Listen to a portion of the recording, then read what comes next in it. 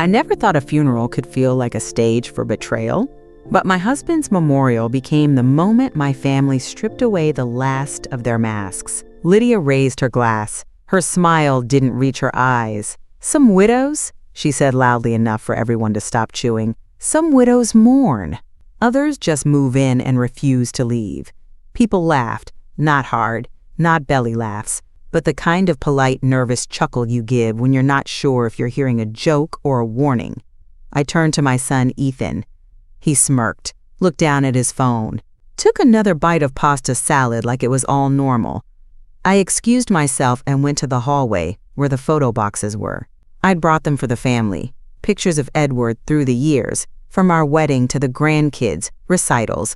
I bent down, struggling with the top box. It was heavier than I remembered. Behind me, heels clicked on tile. "Need help?"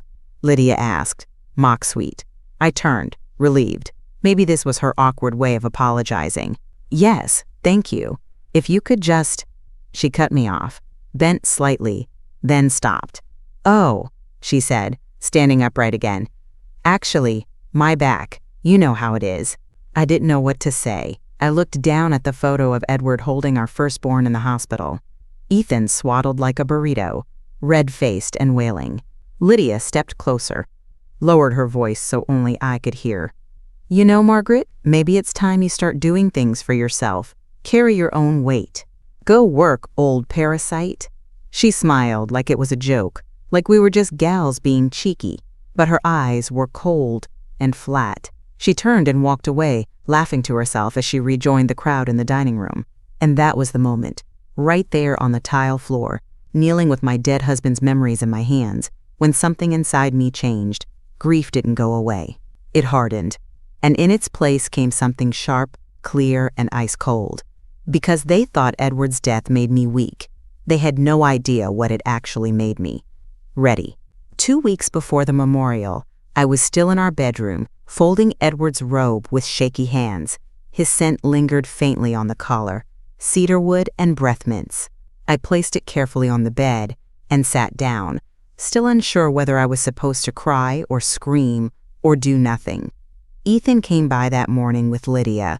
They brought flowers, a casserole I didn't touch, and an idea. "Mom," Ethan said using his gentle voice, the one he reserves for phone calls and guilt, "I really think you need some quiet, some space to rest. The guest house would be perfect." I blinked. "The guest house?" "Just for a little while," Lydia chimed in, "while we, sort everything, handle things." They were already holding boxes, already looking around the living room like it was waiting to be cleared. "I'll just hold on to your keys," Lydia added casually, reaching out. "You don't need to worry about anything right now." And I gave them up. Just handed over my access to the life I built. They moved me into the guest house that same afternoon. My things were already packed, neat piles I didn't make. The next morning, I tried to visit Edward's study. The door was locked. I knocked. Lydia answered with her teeth bared in a smile. "We're repainting. It's just too dark in there." By the end of the week, the grand piano, Edward's pride, was gone. Some student from ASU gave us $400 for it. Lydia laughed. "Can you believe? Honestly, it was just taking up space." I wanted to say it wasn't space. It was history, marriage, memory. But I didn't. A few days later, I found a listing for Edward's cufflinks online. Same engraving, same scratch across the edge. Sold for $327.99. The auction photos were taken on my dining room table. That night, I tried to walk into the main house. The lock turned, but the door didn't open. I tried again. Finally, Lydia opened the door, leaned on the frame, and said, "Oh, right, we changed the locks. Insurance thing." She didn't even pretend it was about safety. She smiled. That was the moment the fog lifted. Because this wasn't about giving me time to grieve. This was about clearing me out. Repainting the walls, selling off Edward in pieces, locking the doors behind them. I was no longer family. I was furniture being phased out. And I realized something. They weren't done. Not yet. 3 days after they locked me out, Lydia asked if I wanted to join them for brunch. Like nothing had happened. Like the war hadn't already started. "We're trying that new bistro near the golf course," she chirped over text. "They have a senior menu. You'll love it." I didn't reply. I was sitting at the small desk in the guest house, my reading glasses low on my nose, a legal folder spread out in front of me. I hadn't touched this file in years. Didn't need to. Because Edward and I were planners, private, methodical, sometimes old-fashioned, but never careless. The house? Still in my name. We never transferred it to Ethan after the refinance. We'd discussed it once, back when he was trying to prove he was ready to take over. But Edward shook his head that night over Chinese takeout and said, "Not yet, he's still a boy trying on grown man shoes." It stayed in our trust. My name first, his second. No mention of Ethan. No mention of Lydia. Not even in the will. I flipped to the back of the file, where I kept the originals. Deed, title insurance, a notarized amendment we filed when we paid off the mortgage in full. I had the power to sell that house with a single phone call, and they had no idea. That wasn't all. The shares in our printing business still split 60/40ths between me and Edward's estate, and I was the estate's executor. Our joint investments? I handled every one of them. I'd spent 20 years studying quarterly reports, while Lydia posted brunch photos and Ethan half-read contracts. They thought I was a sweet, harmless widow with too much time on our hands. What I actually was the majority owner of everything they were standing on. I looked around the guest house, the blank walls, the stiff little couch they thought would keep me comfortable. They thought they'd pushed me aside. They didn't know they'd just given me the perfect vantage point. From here, I could watch every move, track every dollar, plan every step. The irony wasn't lost on me. They wanted to make me invisible. Instead, they handed me the quiet, private space I needed to dismantle them without ever raising my voice. I reached for my phone and scrolled until I found the number. Robert Keller, our attorney since 1992. Last time we spoke, he was filing paperwork for our Arizona vacation property. I clicked call. "Robert," I said calmly, "we need to talk. About my house. And about a loan I didn't authorize." His pause told me everything. "I'll be there in the morning, Margaret." Let them toast their mimosa-soaked sundaes. The board was mine now, and I'd just moved my first piece. Robert Keller arrived the next morning in the same pressed navy suit he's worn for decades.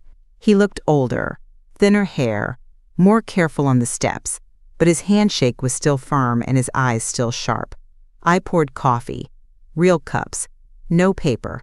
We sat at the guest house kitchen table, papers spread between us like a war map. He adjusted his glasses, scanning the renovation invoice I'd printed from the contractor's website, the one with the loan number I didn't recognize. $75,000, he muttered, tapping the line item with his pen. "And you didn't sign a thing?" "Not a pen, not a screen, nothing," I said. "I didn't even know they'd taken a loan out. I only found out because the contractor's van was parked in front of the house with a banner on it." Robert flipped to the next page. My property deed, my name, dated and notarized. "Well then," he said, smoothing his tie, "we have a case." I watched him circle key phrases, draw arrows, scribble notes only he could read. "Margaret, did you know this lien is listed under a joint family trust name? They made it look like shared collateral, not full ownership." I didn't blink. I've seen enough of Lydia's Instagram captions to know she likes to play pretend. Robert smiled without humor. "You've got forged authorization on a legal loan, unauthorized use of collateral, and if I'm reading this right," he tapped the signature line, "that's not even close to your handwriting." It wasn't. The slant was wrong. The M was stiff and too round, like someone had copied it from an old birthday card. I'd been signing business documents since the Reagan administration. I knew my hand. I knew my curve. That scribble on the loan form, that wasn't me. Robert folded his hands. "I'm going to file for immediate injunction to freeze any further financial activity tied to the house, and I'd like to request a formal trust review." "Do it," I said. "I want everything locked down. No more remodels. No more disappearing heirlooms. No more loans. He nodded. You understand this won't be quiet? I'm counting on it, I said. He looked at me for a long moment, then leaned back, crossed his arms, and smiled, really smiled. You know, Edward always said you had a better memory for numbers than any man he'd ever met. He was right, I said, sipping my coffee. This wasn't grief anymore. This was business, and business was about to get very, very personal. By Tuesday, the walls of the guest house no longer felt like a cage. They felt like a command center. Robert had filed the injunction. The renovation halted. Lydia must have gotten the call around noon, because not 30 minutes later, I saw her through the window, standing in the driveway, phone clamped to her ear, pacing like a zoo animal. Expensive leggings, tight jaw, her voice cut through the glass in short bursts. She what?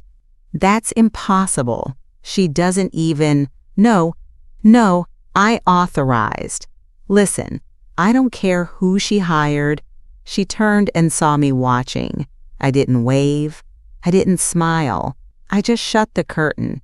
That night, I wrote it down on a notepad I kept beside the bed.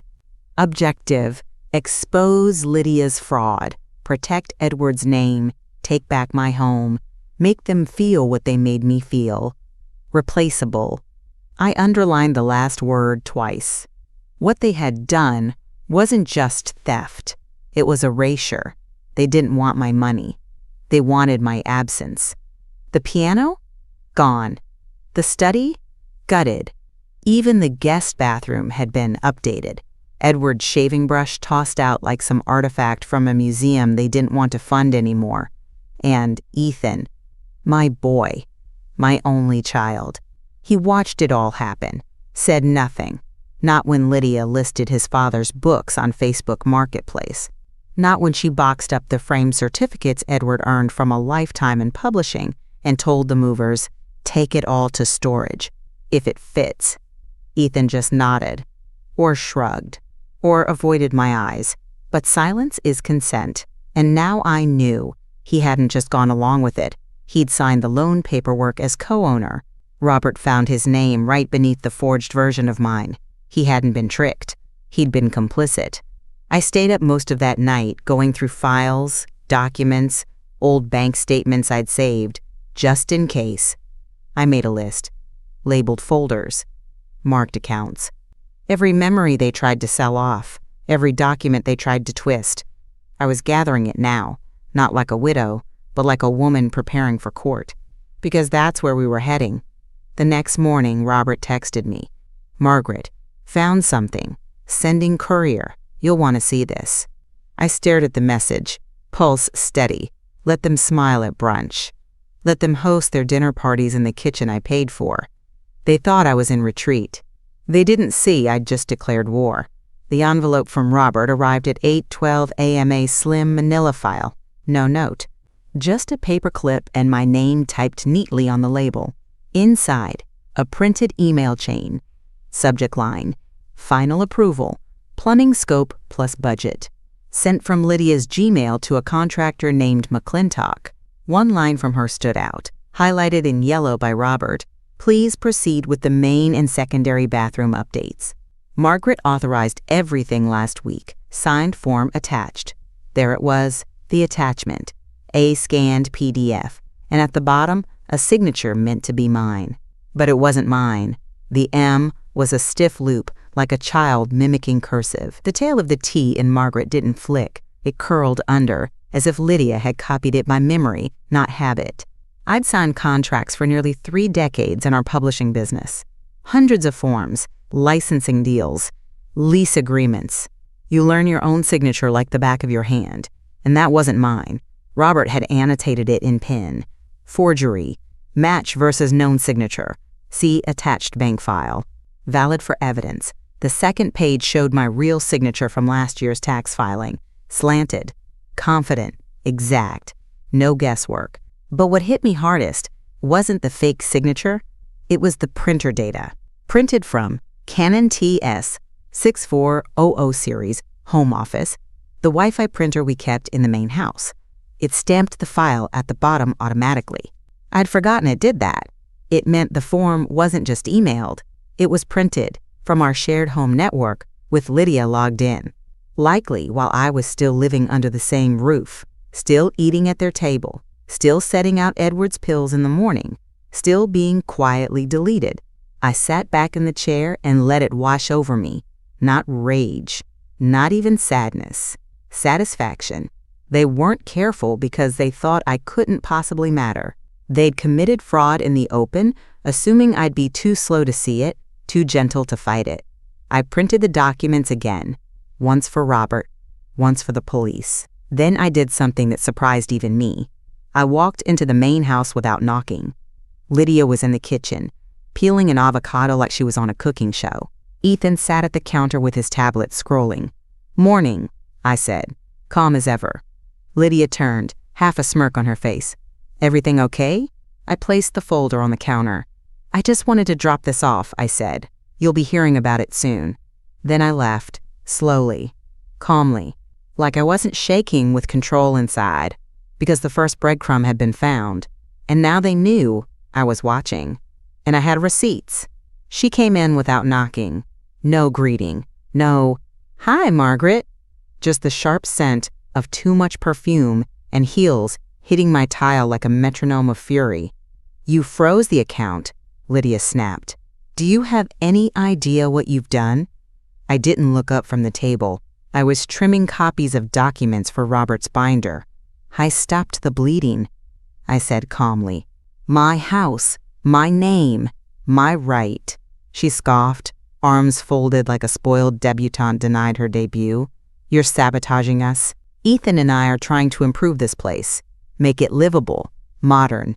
It was already livable. I lived in it for 44 years without forging anyone's name." That hit her. She blinked, jaw twitching. I pushed a chair out with my foot, slow and steady. "If you want to scream, you're welcome to sit." "I'm not here to scream," she hissed. "I'm here to understand what you think you're doing. Ethan said you were grieving, not whatever this is." I leaned back. "This," I said softly, "is what happens when the grieving woman starts asking where all the family's silver went." She laughed, brittle and too loud. "You think you're going to scare us with paperwork and lawyers? Ethan owns that house." "No, he doesn't." I cut in, calm but final. "Edward never transferred the title. You live there because I let you, not because you belong there." Lydia froze. Her breath caught, just for a moment, that tiny flicker of O behind her lashes. Then came the denial. "That's not possible. We refinanced," Ethan said. He said a lot of things, most of them wrong. She didn't move, didn't speak. From the window, I saw Ethan stepping out into the backyard, holding his phone, pretending not to know where she'd gone. I nodded toward him. "Does he know what you forged?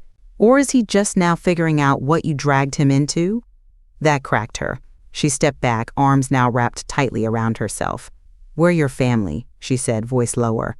"Do you really want this to be ugly?" I stood. "You made it ugly the second you emptied his study and changed the locks." We stared at each other, two women who'd never really been family and now would never pretend again.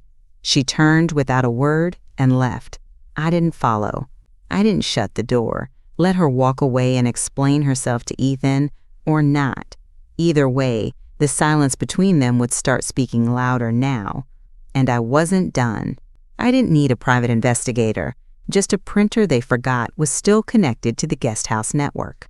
I'd gone looking for Edward's insurance paperwork in an old, shared folder Ethan once set up. What I found instead was a document called housestufffinal.pdf sitting in the print queue. I clicked it open. It was a scanned conversation.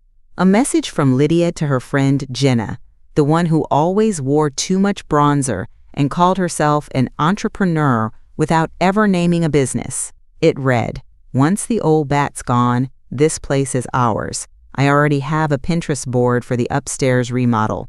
No punctuation, just smug. Below that, screenshots of credit card statements, Edward's name on the account, Lydia's spa charges, jewelry purchases, a weekend getaway to Sedona, all marked as home care expenses.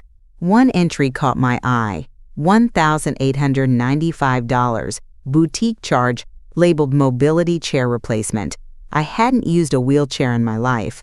They were using my husband's legacy to buy handbags and facials, and they were bold enough to leave the paper trail in the printer queue like nothing could touch them. I printed 2 copies, one for Robert, one for the state.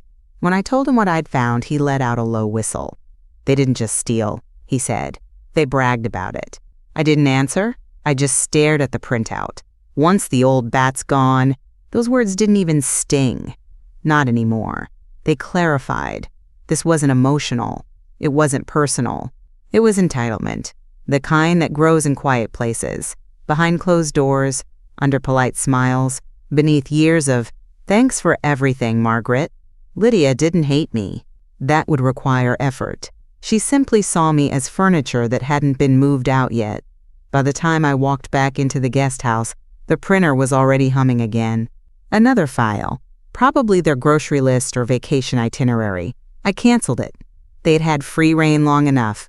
That night, I set up a binder labeled Reclamation. Inside, forged documents, the signature analysis, Lydia's email, the credit card fraud, Edward's will, a notarized copy of the deed in my name. The weight of it felt right, like something settling into place. I placed it on the center of the table, staring at the word. Reclamation. Not revenge, not retaliation. Just the slow, exact process of taking back everything they thought I'd lost, starting with my dignity, and ending with the front door key they thought they'd stolen for good. The folder was thick now, heavy with truth. But it wasn't until Robert called again that I realized I hadn't reached the bottom yet. He didn't sound like himself. No lawyerly calm, no half smile in his voice. Just a short pause after I answered, then, "Margaret, you need to sit down." I already was. "What is it?" "We pulled the full set of withdrawal records from the joint accounts," he said, "the one used for the renovation loan." "Yes?" "Ethan didn't just co-sign the loan." He exhaled. "He authorized every withdrawal. He signed off on every transfer Lydia requested, every charge, every false invoice." I said nothing. Not at first. My throat stayed still. Some of the notes even reference discussion with Mom, as if you were consulted. I closed my eyes. He hadn't been dragged into this. He hadn't been misled. He'd been active. My son, my only child, had been listing my name as cover while draining the house I built and the future Edward left. Robert's voice softened. "I know you wanted to believe." "I did." I cut in. "For too long. I thought about the late-night phone calls when Ethan was in college, worried about rent. The weekends he brought the kids over, calling me Super Grandma, while Lydia scrolled her phone. The way he used to say, "We'll take care of you, Mom. You took care of us." And then I thought about what Robert had just said, that Ethan signed the line where Edward's name should have been. "I'm sending you the documents," Robert said. "I'll highlight Ethan's initials on each." I didn't respond, not right away. I didn't sleep, not because I was scheming or angry or even alert, because grief has a second life. It waits, it circles, then it arrives when no one's watching. It hit me just after midnight. I'd gone to the closet to look for Edward's old journal, a leather-bound thing he used to scribble ideas in, grocery lists, dreams. Instead, I found the shoebox I'd kept tucked in the back for years. Baby pictures, dried hospital tags, crayon drawings that said "I love Mom" in crooked letters, Ethan's little hand traced in green marker, a lopsided heart, a note, "Thanks for always making me feel safe." And right there, knees against cold tile, fingers pressed into cardboard, I broke, not in silence, not with dignity. I sobbed, ugly, shaking, chest-caving sobs that cracked through every wall I'd built this past month. I curled into the floor like a woman who had nothing left, because for a minute, just one awful minute, I believed it, that I really had become nothing to him, just a name he used, a signature he forged, a body they planned to shuffle out the back door. I cried until my throat went dry, until my face ached, until there was nothing left but air and the sound of my own breath, ragged but steady. That's when I felt it. Something deeper than anger, deeper than sadness. Resolve, I pulled myself up, wiped my face with the sleeve of Edward's robe, still hanging near the door, looked at myself in the mirror, didn't see a victim, didn't see someone forgotten. I saw a woman who'd survived worse, a woman who had the deed, the documents, the evidence, and now, finally, the reason to use them. I poured myself a glass of water, sat in the armchair, took a breath. Across the room, Edward's photo rested on the windowsill, the one from our trip to Banff. He was smiling, arms crossed, wind in his hair, still alive in that image, still watching. "I'm okay," I whispered. My voice was hoarse, but true. "I'm going to finish this, and they're going to know not just what they lost, but what they never really deserved." I looked at the clock. 4:47 a.m. In 3 hours, Robert and I would meet the board, and I was done weeping. Robert reserved the large boardroom at his office, the one they use for estate reviews and mediation hearings. Long walnut table, 12 chairs, floor-to-ceiling windows that didn't open. Everything was glass, polished, clean, perfect for watching people squirm. He greeted me with a nod. No small talk, no sympathy. Just 3 folders laid out neatly at my seat. Financial activity summary, property title documentation, forgery and communications packet. I placed my hands flat on the table. I wasn't nervous. I wasn't even angry anymore. I was ready. "They comin'?" I asked. Robert checked his watch. 2 minutes out. He'd invited them under the guise of a, quote, family trust update. Lydia had replied with a smiley face emoji and a looking forward to it. Ethan hadn't said anything at all. When they arrived, Lydia led the way. Crisp blouse, pearl earrings, nails freshly done. She looked like she was walking into a photo shoot, not a reckoning. Ethan followed a few steps behind. No tie. Pale. Jaw clenched. He made eye contact with me. Held it for just a second. I didn't smile. "Take a seat," Robert said evenly. They did. Lydia crossed her legs, flipped her hair. "So," she began, "is this about the trust restructure? Because we were thinking." "It's not," I said, cutting her off. "It's about ownership, signatures, and theft." The words landed like a stone in a still pond. Robert opened the first folder, clicked a remote. The screen behind him lit up. 2 signatures side by side. "Let's begin," he said. "This is the signature used to authorize a $75,000 loan against the Caro property. And this," he pointed to the second image, "is the legally filed signature of Margaret Caro, used in tax documents, licensing contracts, and title deeds since 1994. Lydia blinked. Ethan didn't move. Robert continued, calm, surgical. "These signatures do not match. We've brought in an analyst to verify the discrepancy. But it's already evident. What's more concerning is that the forged signature was printed from a home network, registered to your residence." He turned to me. I nodded once. Quiet. Precise. Lydia's smile faltered. "That's ridiculous," she said. "Anyone could have." "There's more," Robert said, tapping his folder. "But we'll get to that. For now, we'd like you to confirm who filled out this form." He slid the original renovation approval form across the table. Lydia didn't touch it. Ethan finally spoke. His voice low, cracked. "Mom, maybe we should talk about this." "No," I said flatly. "We're done talking. We're documenting." They hadn't realized it yet, but this room wasn't neutral. It was a trap, and every chair was turned to face them. Robert opened the second folder. "Let's move on," he said smoothly, "to communications." The screen changed. Lydia's email appeared, enlarged, highlighted, the message to her friend Jenna. "Once the old bat's gone, this place is ours." The room went dead still. Lydia froze. I watched her try to decide whether to deny it, excuse it, or laugh it off. She did none. Her mouth opened, then shut. Ethan lowered his eyes. Robert flipped to the next page.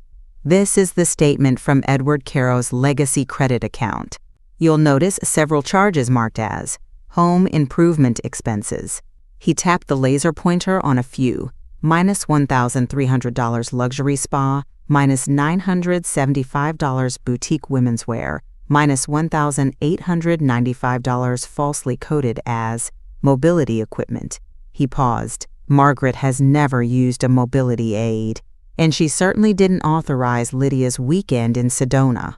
Lydia finally snapped, her voice sharp, shaking.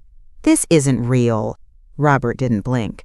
"Then you won't mind when law enforcement verifies it. We've already submitted copies to the fraud division." Ethan flinched. His hand twitched toward the folder but didn't touch it. "And here," Robert continued, laying down the final sheet, "is a copy of a forged deed revision. Never filed, thankfully, but completed, signed, and dated. This one shows Ethan Carroll listed as co-owner." I turned to Ethan. "You were going to file that behind my back?" He didn't answer, but his face said everything. I felt it again, that old pain, low in my chest. But I didn't show it. Lydia leaned forward now, her voice a hiss. "You've been planning this, collecting things, sitting in that little guest house, spying on us." "No," I said. "I've been sitting in my home, watching you dismantle it like it was yours." She stood. Robert didn't. "We're not finished," he said. "I am." Lydia grabbed her purse. "This is a setup." "No," I said. "This is a correction." She looked to Ethan. "Say something." He opened his mouth, but nothing came. Robert lifted his phone slowly from the table. "I'd advise you to sit back down. If you leave now, it will be considered obstruction. And I can promise you, the police will take that personally." She froze, not out of fear, out of calculation, because for the first time she saw it. This wasn't a bluff. This wasn't some bitter old woman lashing out. This was evidence. Labeled, certified, shared. The walls weren't closing in. They had already closed. "Say something!" Lydia's voice cut the air like glass.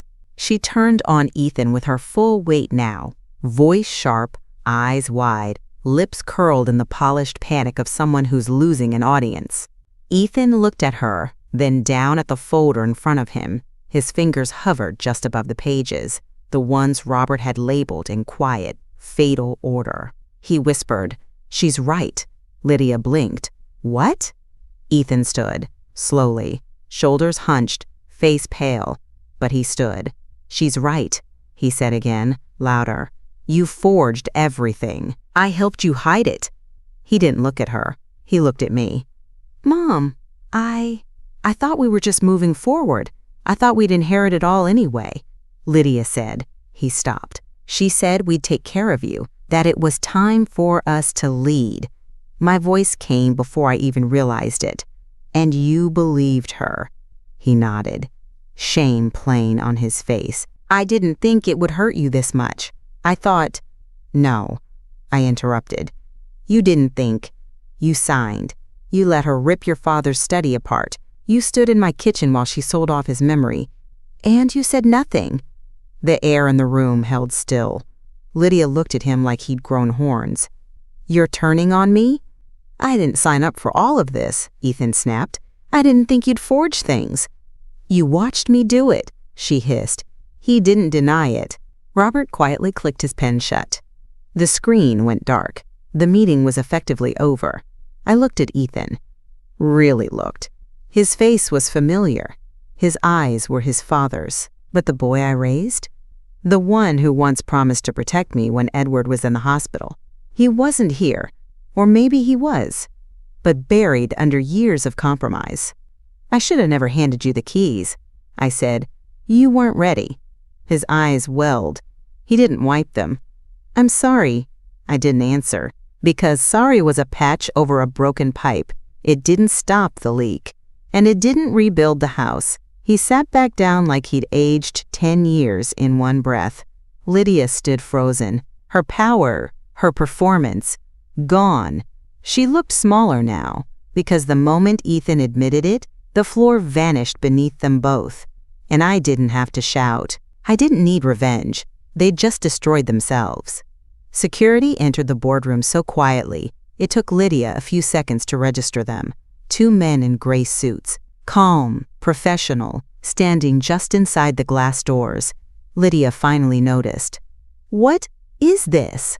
she snapped, backing away from the table. Robert didn't flinch. "Your presence on the property has been legally revoked. The judge approved the emergency motion 15 minutes ago. You'll be escorted out while we begin proceedings for civil fraud." "This isn't real," she screamed, lunging toward the folders. "You can't do this."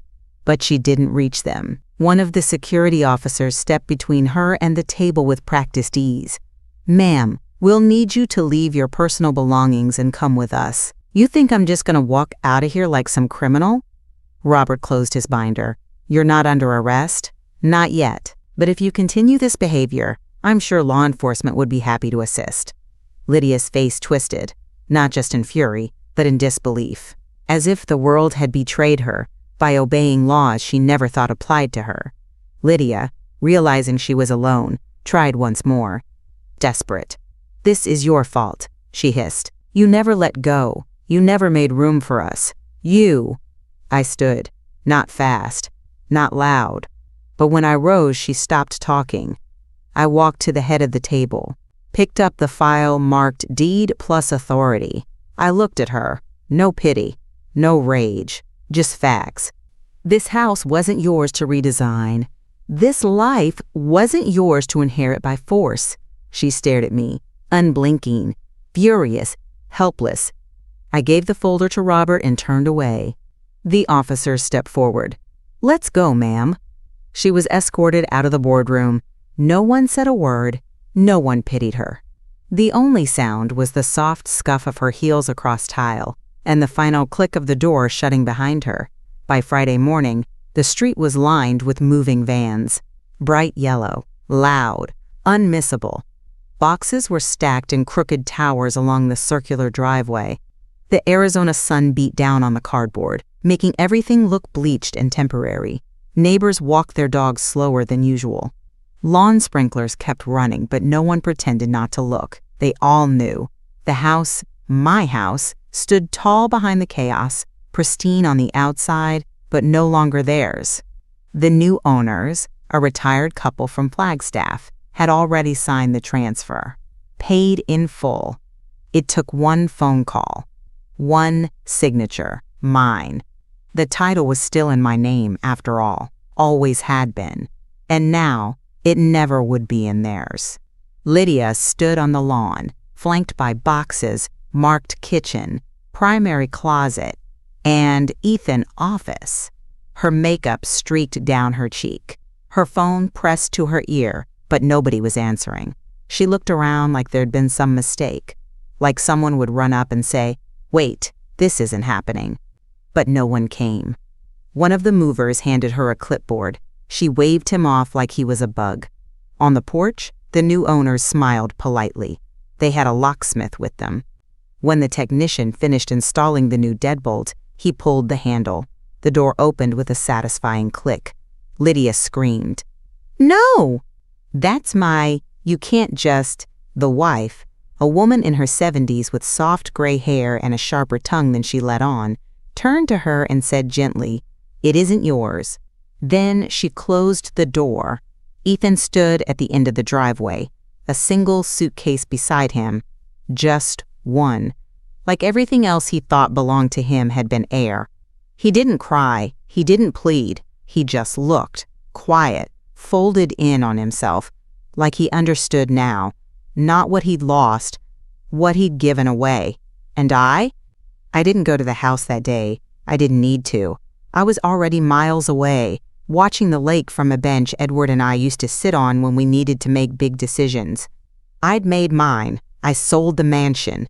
Every dollar went into something real, something lasting. The Edward and Margaret Home Fund, a foundation to help widowed seniors pushed out by their own families. Edward would have liked that. They took everything they could touch. So I built something they never could. Thank you so much for listening all the way to the end. If this story resonated with you, I'd love to know where you're watching from. Share it in the comments below. And if you enjoyed it, please consider subscribing to the channel and sharing it with a friend or neighbor. Take care of yourself.